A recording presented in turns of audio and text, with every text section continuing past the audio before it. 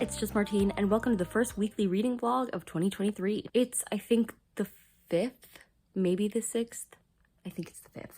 Regardless, it's the first Friday of January, and I haven't talked to you yet this week. I've just taken B-roll because I was at a retreat, so I did that, and that was fun. And the bulk of my reading that I got done there, that was a preview, was done on the bus rides to and from the retreat because it was in North Carolina. So from Florida to North Carolina, plenty of time to read. And that was great because previously I had been about 35% of the way through A Breath of Snow and Ashes, which is the 6th book in the Outlander series. My mass market version of this book is 1,439 pages. The not mass market, which is also like huge the rest of the way wise, is almost 1,000 pages. So it's not like it's a short book out of mass market paperback, but my copy just happens to have an ungodly number of pages. And so I read like 60-ish% of this on the bus ride.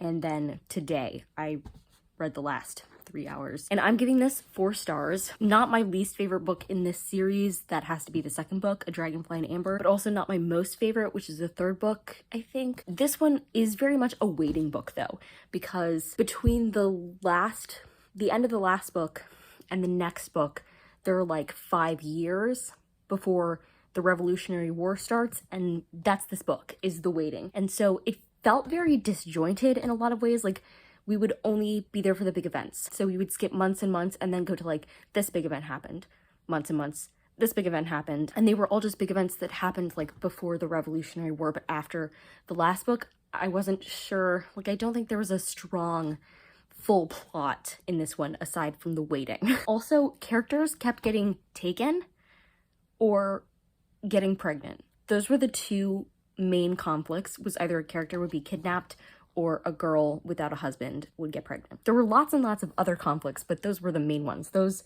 happened a lot. But there were still lots of really fascinating things that happened in this. I especially love the use of medicine by the time travelers in this book, and like having more advanced knowledge, but lacking the technology of the future and how they deal with that. There were some really sad moments in this book. So all in all, really glad that I read this. It's not my first official read of the year. There were a few that I finished up like right on the first because I only had a little bit left in all of them, but this was the main read, and I can confidently say that I read a whole book in reading this, even though I was already 30% of the way through, because I still read almost 1,000 pages of it. That's like reading 2 books, in fact. 2 large books, I would argue. My January page count soaring because of this one so far. And then I got home from the retreat, and today, aside from reading, my family went and saw A Man Called Otto, which was so good, and my mom and I were sobbing for like half of it, and then my sister and my dad also cried at some points. So it got all of us that went to see it. I did love the book that it was based off of. I don't remember crying at the book, but there were lots of changes made in this that really just enhanced the story even more, which I think is the ideal way to have an adaptation. Anything that's changed is only making it better. I felt like that was the case with this one, and I thought Tom Hanks did like an incredible job, and I didn't like him the last movie I saw him in, so I was very pleased with that. And then I had a clogging show, so my last time clogging back at home, and tomorrow morning we're gonna pack up the car and head back to school. That's the update.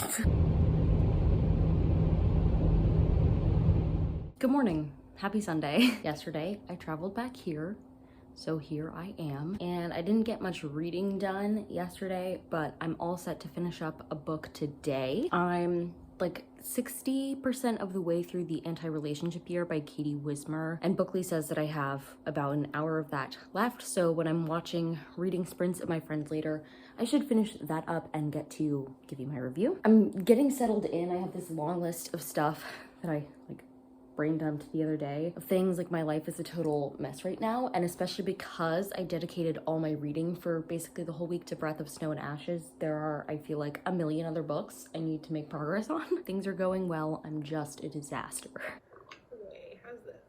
Good evening. It's like 5:30 and I just finished reading The Anti-Relationship Year by Katie Wismer, and I'm giving it 4 stars, just like I gave the first book in this series. It's a friends to lovers dual timeline where the first timeline is freshman year of college and the second timeline is senior year, right before graduation. It's about this girl Joanna and the experiences she had freshman year, both between making friends with her friend Miller and then some other traumatic stuff happening to her and some really sad things, and then we see how things converge in the new timeline.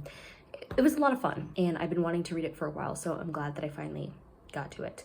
But because it's Sunday night and I finished another book, I'm going to go ahead and end this vlog here. If you liked it, go ahead and give it a big thumbs up and comment down below what's the largest book you read last year, and subscribe for more reading, writing, and college lifestyle content. And until next time, bye humans, bye!